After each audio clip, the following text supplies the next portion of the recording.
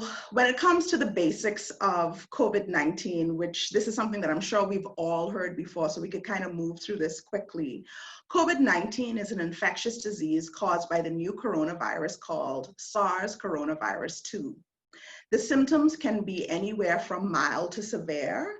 And when it comes to the older adults and people who have severe underlying medical conditions like heart or lung disease or even diabetes, this population of patients are actually at a higher risk of developing more serious complications from the COVID-19 illness. Now, we've heard this time and time again that when it comes to the transmission of COVID-19, it's actually through respiratory droplets. So you could be standing in front of someone and they're speaking to you like how I'm speaking now. Sometimes there are respiratory droplets that come out. I do want to point out that you don't have to feel these droplets for it to reach you, but basically, as a person breathes in and out, cough, sneeze, then droplets actually are transmitted from the person speaking to the person that is within 6 feet of them. The symptoms actually vary, and it can occur basically from the point of contact to 2 to 14 days after exposure to the virus. When it comes to symptoms, I also want to emphasize that this list of symptoms is both for adults and children. So these patients can present with fever or chills. They can present with cough, shortness of breath or difficulty breathing. They can have fatigue, muscle or body aches, headache. What tends to be something that's very popular and new is that there's the new loss of taste or smell. The patient can have a sore throat, congestion or runny nose, nausea or vomiting, and even diarrhea. Now, I would be remiss if I didn't mention this. So as I had said earlier, when it comes to more severe illnesses with COVID-19, it's actually the adult population. What we do know now, though, is that there is a very small, and I put emphasis on very small population of children who actually have a severe form of the COVID-19 illness, or at least I should say the spectrum of the illness. And these small population of children, they have something what we call multisystem inflammatory syndrome in children, abbreviated as MIS-C. And so this is a condition where different parts of the body, such as the heart, lungs, kidneys, brain, the skin, the eyes, or even the gastrointestinal system become inflamed. It's almost as if the immune system sees the virus and it's just an exaggerated response. And this response is so exaggerated that it affects every organ system within the child. The exact cause, like why we have a small population of children where this happens, is unknown. But what we do know is that the children that had MIS also had the coronavirus. As I mentioned before, it's very serious. However, we've been blessed in that most children that are diagnosed with this condition actually tend to do pretty good. And from a critical care standpoint, that is a plus.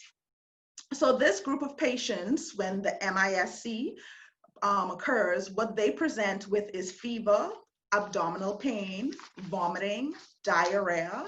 They can have neck pain, rash. They usually present with a rash all over the body or even just parts of the body, and bloodshot eyes. We call that conjunctivitis. So the white part of their eyes, and they have this feeling of being tired. If ever your child should have any of these symptoms, please, please, please call your pediatrician right away. So those would be the symptoms that would make us a little bit more concerned that the patient may have the condition MIS. Now, with the recent Ministry of Health report that we had September 14th, 2020, when it comes to the pediatric population in the Bahamas with COVID, it was stated that we have 130 children and adolescents included together that have tested positive for coronavirus. So basically, overall, pediatric patients account for 4% of our COVID positive cases. And this is something that's very important to be aware of when we talk about going back to school. Now, I just kind of wanted to mention, because we do see where a lot of patients are at home that may have COVID-19 or coronavirus positive, but when it comes to taking your child to the emergency room, these are the warning signs that you actually want to just take caution and make sure your child is seen and evaluated. So if your child has trouble breathing, if there's pain or pressure in the chest that does not go away, if the child all of a sudden has new confusion, like they're just kind of talking out of their head, like maybe talking to people that aren't there or saying they see people, if they have the inability to wake up or stay awake, so we call that the child is actually very drowsy. So usually when you wake up a child, yes, they'll fuss, but then they're actually able to wake up. But if you notice this child, you're trying to wake them up, they may say one or two words to you and then go right back to sleep. If you notice any bluish discoloration in the lips or face, this is called cyanosis. And so if that is happening, that's an indication that the child may not be getting enough oxygen. And we know that coronavirus does tend to affect the respiratory system quite a bit. And so that is another important reason for you to go straight to the emergency room. Do not pass go, do not collect $200, go straight to the emergency room. And then also if the child should start to have severe abdominal pain. Now, what do we know about how to prevent COVID-19? So we've heard it time and time again. Clean your hands often using soap and water. And when you're washing, you're going to wash for 20 seconds. It's recommended when you're teaching your child this, you want to tell them to sing the happy birthday song twice. Once they sing the happy birthday song twice, that should be 20 seconds. I will say I had one patient when I was testing him on it, he actually sang I guess the Bahamian version of happy birthday, and that lasted well into a minute. But nonetheless, happy birthday song at least twice. And if you do not have soap and water, then an alcohol-based hand sanitizer. You actually want to make sure that the hand sanitizer is at least 60% alcohol. That's 60% alcohol. Now, the second thing that we can do to prevent ourselves and our children from getting COVID-19 is that we need to avoid people who are sick. So anyone who is coughing, sneezing, remember we said even congestion is something that could be a symptom of COVID-19. We want to try to avoid those people. Stay as far away as possible. And once again, go back to the whole washing your hands and using your hand sanitizer. So as I had mentioned, staying away as far as possible. You want to keep children at least 6 feet from other people. So you just want to keep that social distancing. And so that will actually minimize the chance of the respiratory droplets getting to your child or getting to you. When it comes to masks, so we see everywhere now that we're required to wear masks. The recommendation by the Center for Disease Control is that children who are over 2 years of age are the ones that are supposed to wear masks. So everybody over the age of 2 should wear a mask, and this mask should cover both the nose and the mouth when in public settings where it's difficult to practice social distancing. Now, you see this photo that I have to the bottom here. I actually wanted to mention or remind myself to mention that when you have a mask that has an expiration valve, so you see, you remember, usually it's males that like to wear these, or it kind of gives you like, I guess, a bad boy look, I don't know. But you see this here, this is actually called an expiration valve. And what it is it's a one-way valve. So it doesn't allow the person to inhale any air from outside of the mask, but it allows the person to exhale their air through that. So when it comes to masks, I want you to remember that all masks are not created equal. This mask right here is actually not recommended by the CDC for the prevention of the spread of COVID-19. Because as I explained to you, the person is actually able to have their exhaled air come out through the mask. So if you are standing in front of this person, even though they have this mask on, whenever they exhale and they have their coronavirus in their respiratory droplets, these droplets can actually get out and come to you. So please, please, please make sure anytime you see someone wearing these masks, you keep your social distancing, because the mask that they have on will not stop you from getting whatever they have. Okay. Sorry, had to put a little special effects right there. So that's not the mask that you want. So the next thing you want to do to prevent the spread of COVID-19 is you want to clean and disinfect high-touch surfaces daily in your household common areas. So these are your tables, your hardback chairs, your doorknobs, light switches, remotes, handles, desks, toilets, and sinks. And please, I didn't put it here, but don't forget your cell phone. These surfaces are generally places that can still harbor the virus, and we tend to forget about them because it's ours, but it could definitely be a surface that can cause the spread of the virus. So you want to launder your items, including washable toys, as often as needed. You want to use hot water if possible. And please, please, please make sure your children are up to date on their well child visits and vaccinations. The one thing that we would not want to happen right now is for us to have an outbreak of measles or an outbreak of varicella, which is chickenpox, during the time that we're dealing with COVID-19. So make sure you keep up with your appointments and have your child properly vaccinated. Now, we kind of went over what the signs and symptoms are. We talked about the transmission. We went over some of the things that we can consider to help us in the fight against COVID for us to minimize transmission. So are the basics enough? Do we have enough information for us to make a decision with regards to our children returning back to school and what we want? So I had 3 cases that I just wanted to bring up. And if you have time, you could kind of write some of the things that you're thinking. I'd like for you to write in the chat whether or not, or what you would do if this was your child, basically. If we don't have any response, then I'll just go to the next section. But as I go through the cases, it'll just be interesting to get some feedback from you guys in terms of what would you do if this was your child. So the first case, you have just received word that your son's school will not allow virtual learning for your 5-year-old son. What do you do? The second case I'm going to bring up is you have an 8-year-old son and he loves soccer. To tell the truth, he loves it and he's actually pretty good at it. And you want to encourage him to continue with this. The coach calls you to tell you that the team is now going to begin team-based practice. What do you do? And then our third case is where we have a 9-year-old girl. Her school is allowing a hybrid learning technique. So you're given the option to do virtual learning versus face-to-face learning. So what do you do in that situation? So I'm going to give us probably like about 1 minute or so to see whether or not, and I guess our moderators, Ms. Pintard and Stirrup, could let me know whether or not we have any feedback just yet.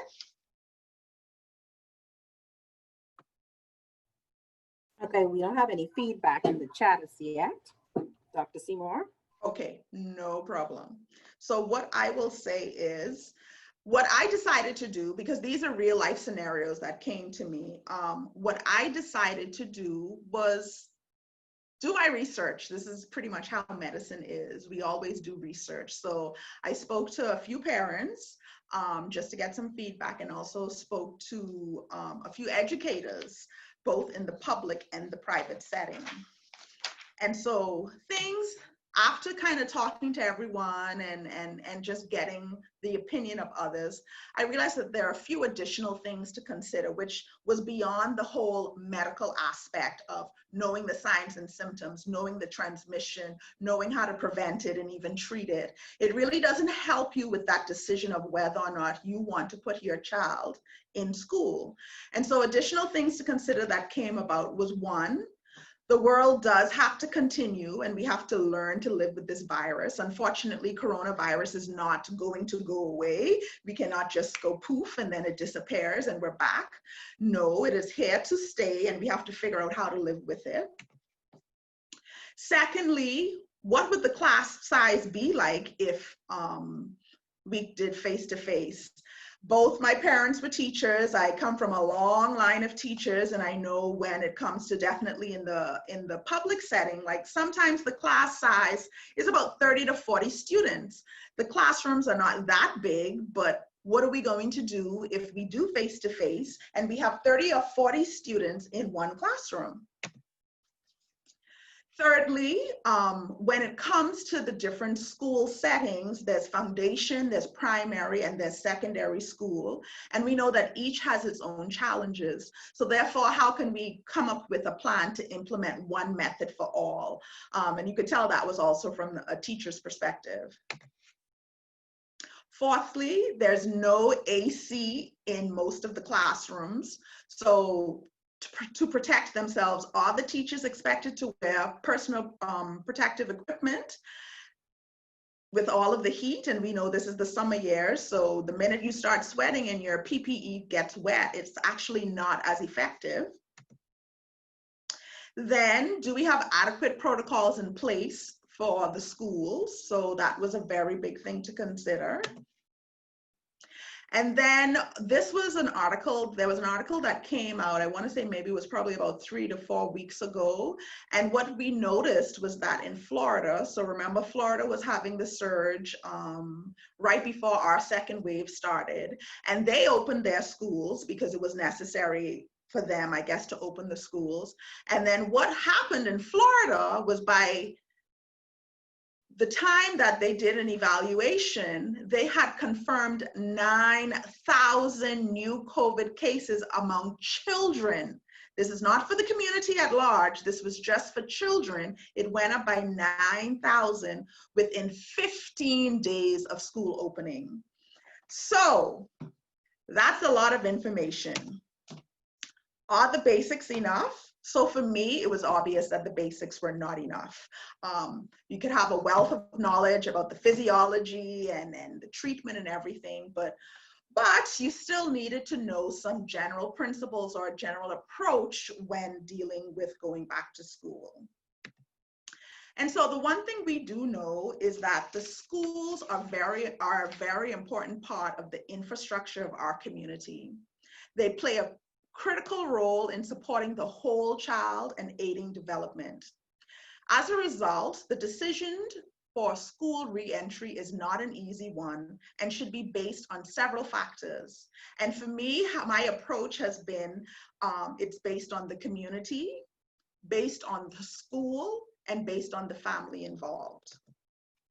Now, beyond the basics, when it comes to the community, the decision to reopen should be based on our available data, including the level of community transmission. So what you want to know is what is the statistics for your area, basically our island. So we know, I think recently with the last Ministry of Health report, when it came to New Providence, we were over 2,000 new cases that we had already had, whereas you have other islands like Cat Island that only had 8 cases.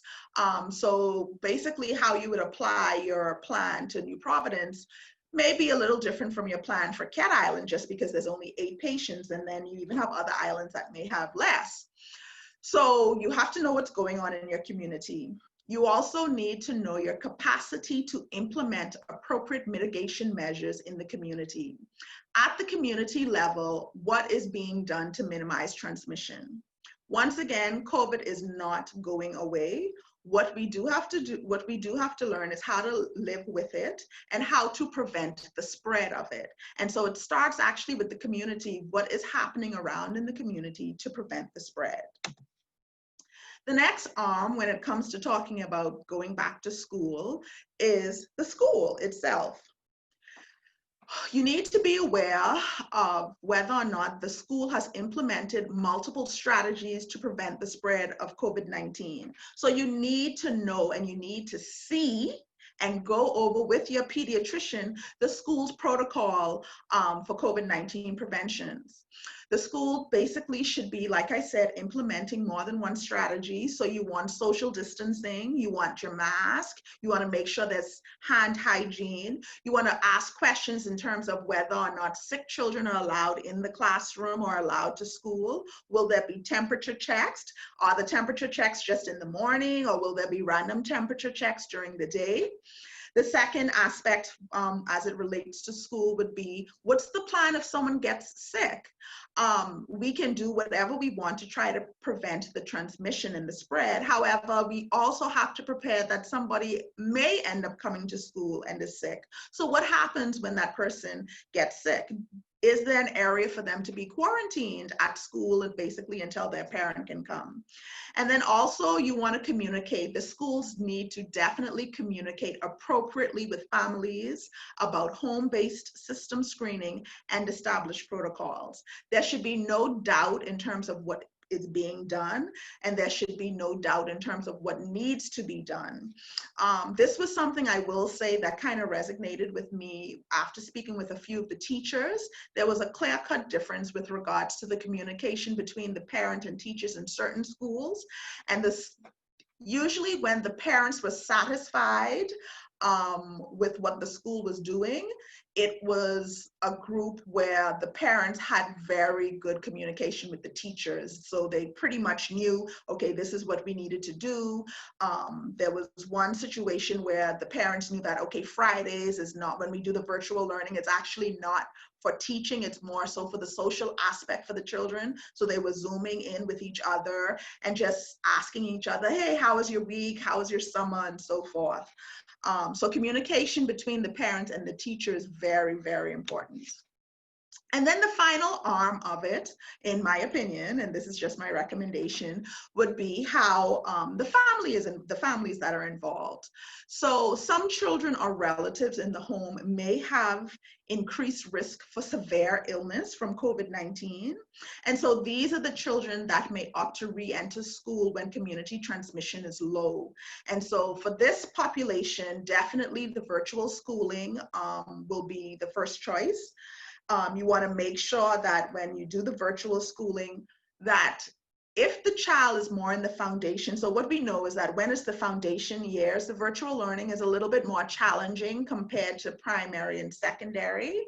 But if the child has someone at home who could kind of monitor them and help them to stay focused, then the virtual learning is actually easier to be achieved.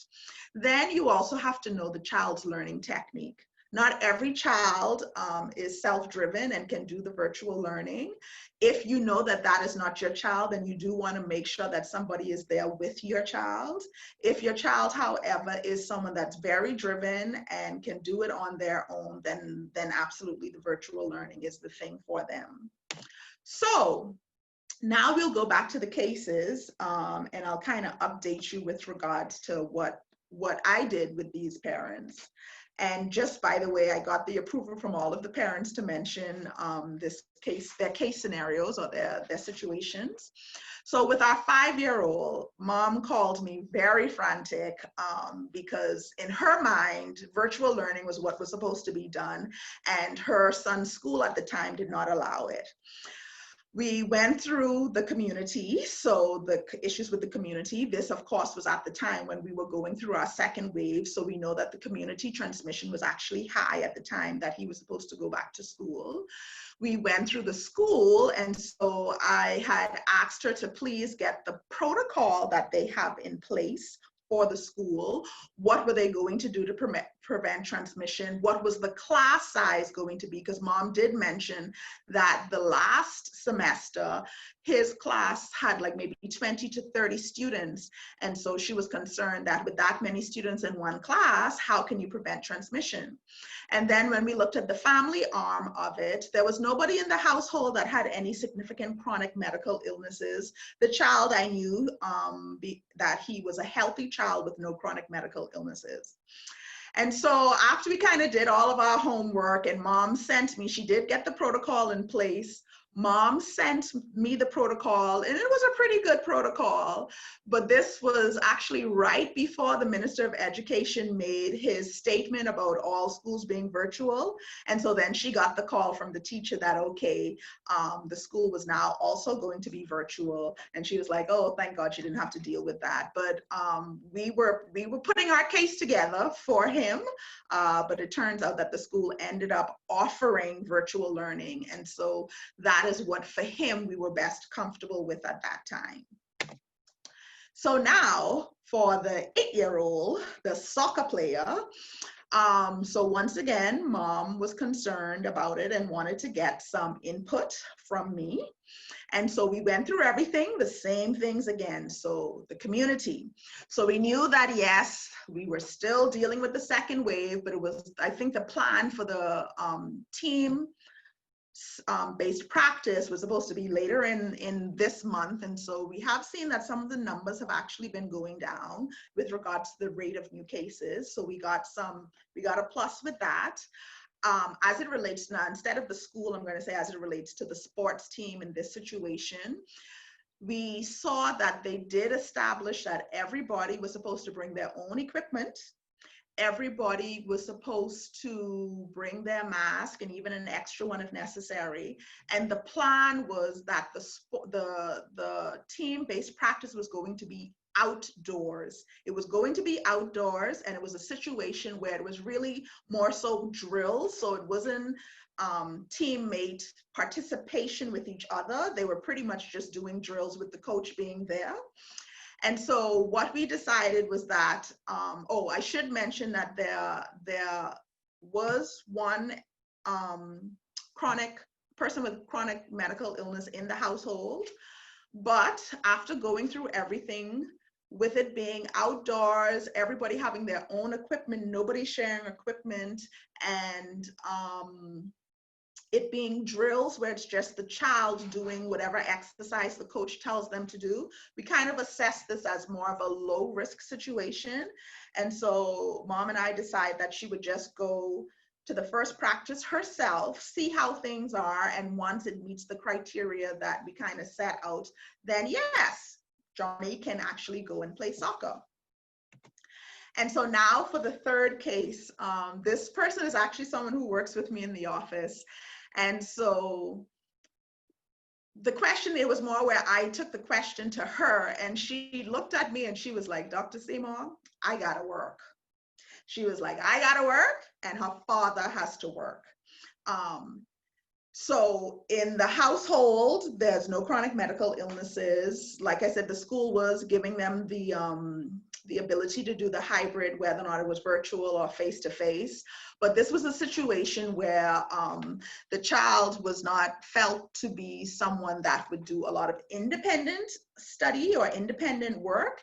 And so mom was quite adamant that she's going to go to school. And so we kind of just went through all of the precautions to take, still looking at the school protocols to make sure hand sanitizing stations are available. What happens if there's someone who's sick? I will say that this little girl, she had an older brother, and so it was really interesting. And this just shows you that, you know, it's not a one size fits all. But she had an older brother, and it was interesting because mom said her older brother from last semester, when he had switched to the virtual learning, his grades improved dramatically. And so her older brother is actually going to stay home to do the virtual learning, but she herself will actually go to school.